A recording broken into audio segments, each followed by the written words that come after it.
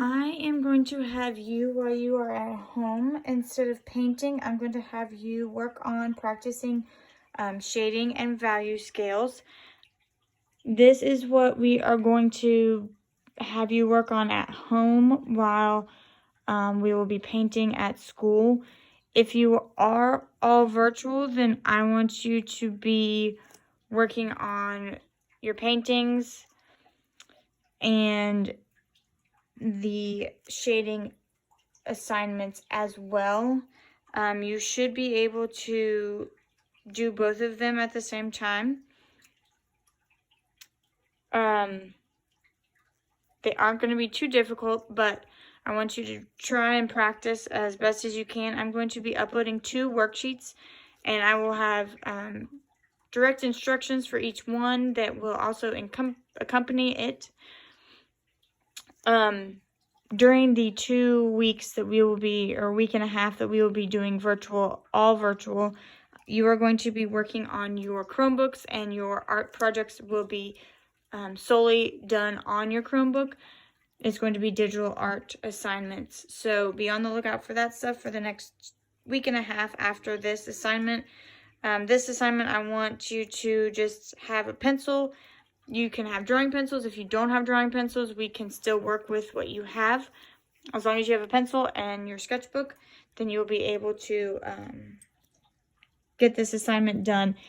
If you do not have a printer and cannot print out the assignments, you can kind of screenshot or something and hopefully be able to possibly trace the images onto your sketchbook, or do your best to draw, just draw them over into your sketchbook.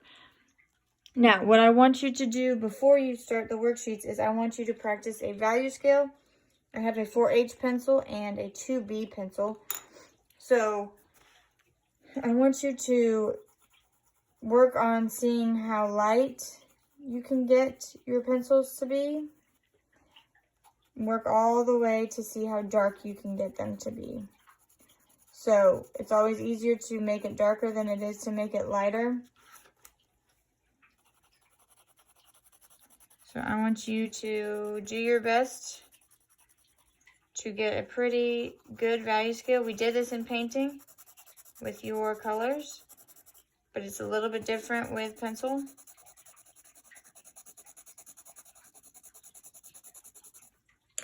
I'm going to switch over. Try to get some colors that are a little bit darker. If you just have one kind of pencil at home, just work with what you got and try to get as dark as you can. Try to gradually. So it's easier to do gradually on the darker, and this side doesn't look too great. It looks like we kind of drop off in value down here. But it is hard to do the light end of the value scale. I will admit, sometimes I do struggle as well. So I want you to practice that. I want you to do it a couple times. Maybe do it one direction and then start with dark and see if you can go towards the light. Just kind of get a feel of your pencil and how your pencil does work. Then I want you to draw a circle. And I want you to go over a couple things. When you are shading something, there's some steps that you should mentally, you don't always have to sit there and go through them on paper, but mentally you want to analyze where the light is coming from. So for this one, we'll give it a little sunshine over here. So here's our light source. So where the light is coming from is this direction. So where are the lightest areas? So the lightest area is going to be right where the light's going to hit. And then where's going to be the darkest area? The darkest area is going to be the opposite side of that.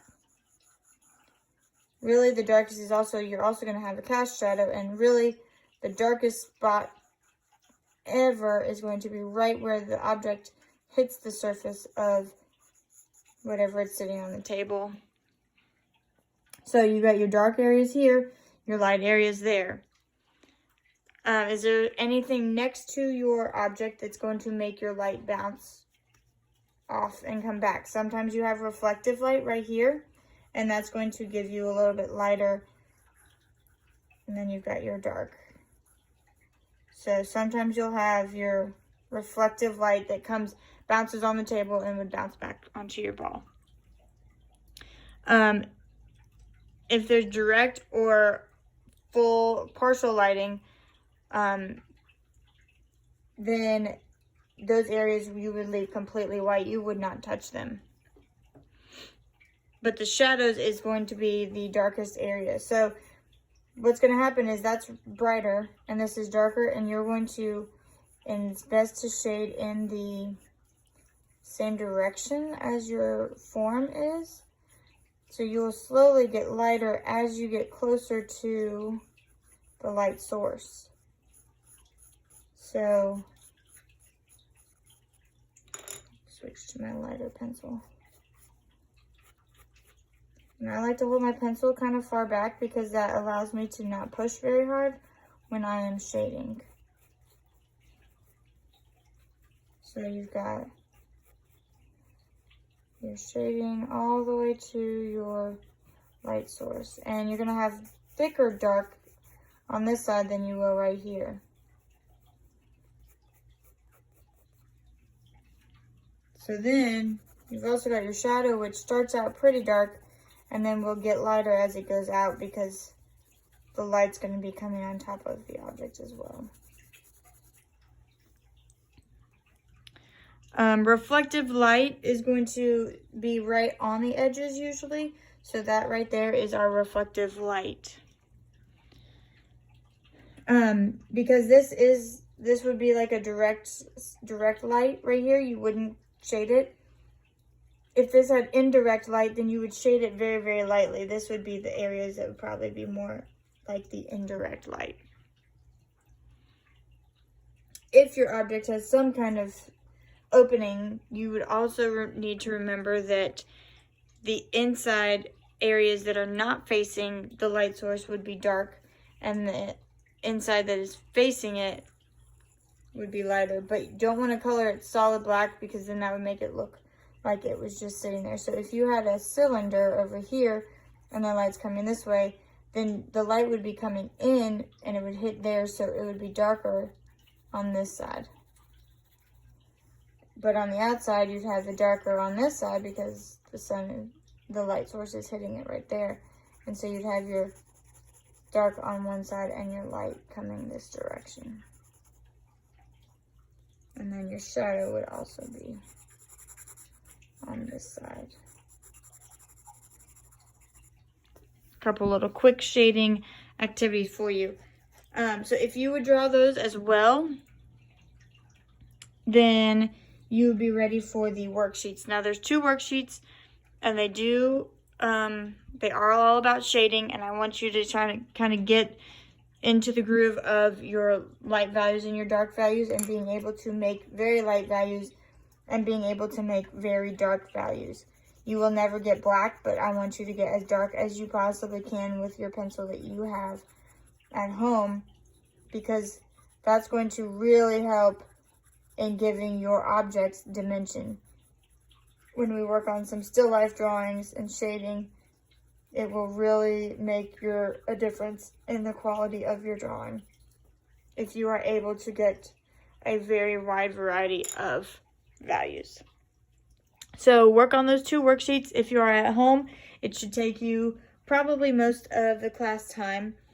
Next week, you are expected to get on to a Google Meet that will be during the class time.